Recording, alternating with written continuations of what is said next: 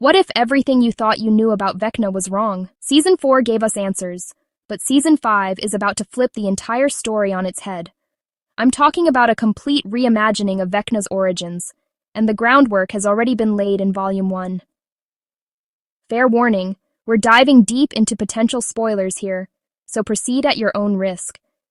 This entire story comes from Stranger Things, The First Shadow, a stage play that's been performed in both the US and London. The Duffer Brothers were involved in its creation, and it connects directly to what we saw in Volume 1. Whether it's fully canon or not remains to be seen, but let's break it all down. The Philadelphia Experiment. Our story begins in 1943 with the US government's Philadelphia Experiment. The goal? Make a naval ship invisible to enemy radar. They actually succeeded. The USS Eldridge vanished, but instead of reappearing in enemy territory, it ended up in Dimension X. Now, let me clarify what Dimension X actually is. While Stranger Things hasn't officially confirmed this, the lore suggests that the yellowish world we first saw when Henry arrived, where all the demonic creatures roamed and the Mind Flayer connected everything, that wasn't the Upside Down. That was Dimension X. Think of it this way. There's our normal world, there's Dimension X, and between them lies something called the Hellscape. Remember in Season 4 when 11 banished Henry through a portal and he got electrocuted during his journey? That's the Hellscape. Here's the twist. The Upside Down didn't originally exist at all. It was created either through 11's travel or Will's journey.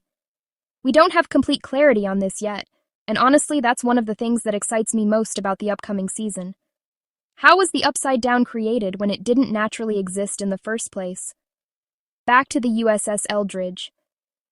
When the ship arrived in Dimension X, the crew was attacked by Demogorgons. Everyone died except one person, the ship's captain, who happens to be Dr. Brenner's father. When he returned to our world, scientists discovered his blood had been completely altered. It wasn't normal blood anymore. They began experimenting on him, trying to understand what happened. Fast forward a few years, and we meet the Creel family moving to Hawkins, Indiana. Before this, they lived in Nevada, where young Henry caused an incident that seriously injured another child. Their move to Hawkins was meant to be a fresh start. A different Henry Creel theory. Here's where things get interesting. In the show, Henry seems like a weird kid who enjoys killing animals and doesn't talk to people much. But this origin story paints a different picture. Henry is still unusual because he has powers, but he actually likes connecting with people. He goes to school where we see younger versions of Joyce, Hopper, and other characters. When Henry arrives at high school, some kids try to bully him, but then Patty Newby steps in. Yes, Newby. She's the sister of Bob Newby, Joyce's boyfriend who died in Season 2. Patty's also a bit of an outsider, but she connects with Henry instantly. They understand each other. The story progresses, and Joyce is organizing a school play. Both Patty and Henry get involved. However, Patty's father is extremely strict and doesn't want her participating, especially not with Henry. Henry experiences visions through something called the Void, the same place 11 goes when she's blindfolded and shadow walking. But Henry was doing this long before 11. He simply places his hands over his eyes and begins traveling through the void, connecting with Patty and others. Patty has a problem. She wants to find her biological mother. Her father told her she's adopted, so she asks Henry to use his abilities to locate her mom. Henry begins shadow walking, and that's when we discover he's somehow connected to the Demogorgons and other creatures from Dimension X. Henry does find Patty's mother, but then Patty's father interrupts, trying to stop the process. Since Henry is shadow walking and not fully in control, vines suddenly emerge and attack, just like what happened to Vecna's victims. These same vines grab Patty's father and seriously injure him. Patty desperately tells Henry to fight back, to not let the monster take over. But Henry's voice begins transforming into Vecna's voice. He's becoming a monster. Patty tries everything, and Henry fights hard, but the vines blind Mr. Newby. The incident makes the local newspaper. They try to cover it up as an accident, but people sense something's wrong. Henry's mother definitely senses it. She connects it to her son and calls in a team to help him.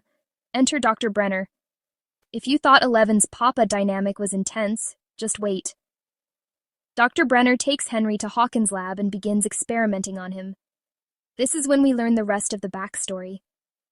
Remember, Brenner's father returned from Dimension X with altered blood containing mind flayer particles.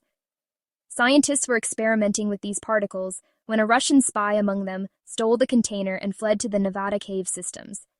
He died there, leaving the container behind. Years later, young Henry, who loved exploring caves and was naturally curious, found that container. When he opened it, the mind flayer took him over and transported him to Dimension X. Henry spent 9 to 12 hours there, and it was absolutely horrific. When he returned, the mind flayer had partially possessed him, similar to what we saw happen to Will in Season 2. This explains everything. This is why Henry fears the caves, because that's where he got his powers, where the mind flayer took control, where his entire life changed. For so long, we've believed that Vecna created and controlled the mind flayer, that he shaped it and bent it to his will. But this story suggests it was actually the other way around. The mind flayer controlled Henry. Henry was an explorer, a curious kid who loved knowledge and information. He transformed overnight.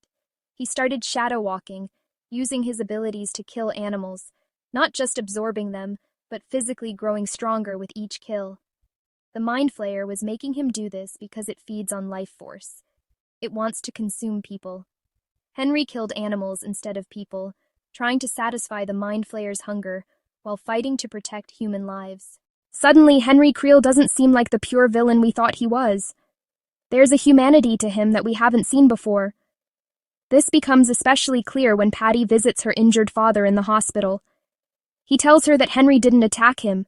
Henry was trying to save him from a monster. Patty realizes Henry isn't evil. He just can't control his powers. Meanwhile, Brenner has his own agenda. He wants to open a portal to Dimension X. If a ship could travel there, surely people could too.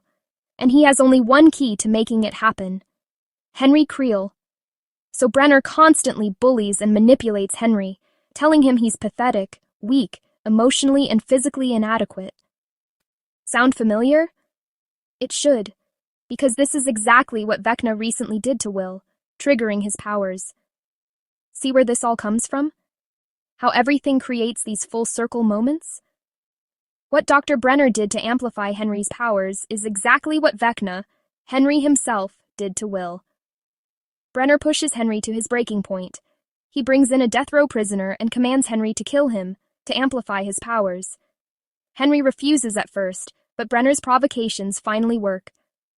In anger, Henry kills the prisoner, absorbs his power, then throws Brenner across the room. He kills the guards who try to stop him and escapes. The tragedy. Henry returns home, where his mother confronts him. In this moment, he kills his mother and his sister, framing his father for the murders. But here's the critical detail. It wasn't really Henry doing this. When Brenner began provoking him, the mind flayer took complete control. Henry's personality was already suppressed, like Will's was, so the mind flayer overwhelmed him entirely and committed these murders. The final betrayal.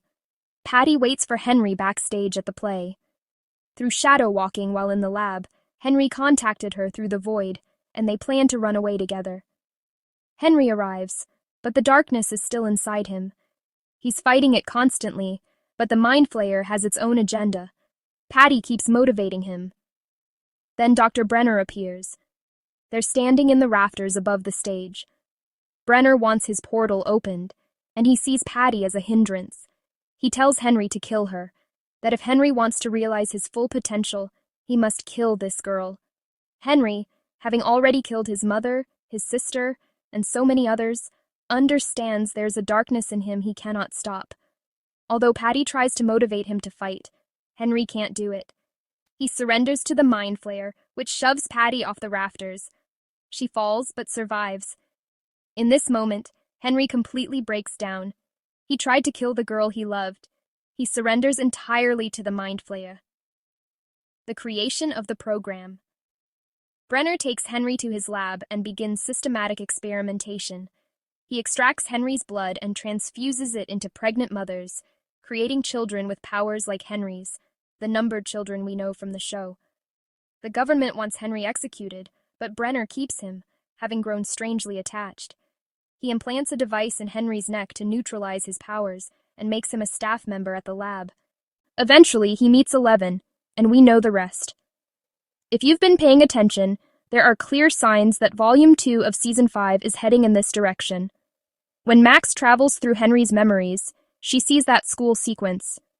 She finds a flyer with not just Henry's name on it, but also Patty's. They're going to introduce Patty in upcoming episodes. They'll explore her relationship with Henry. And remember, Joyce is the one creating this play, originally called Oklahoma, which mirrors the story we just discussed.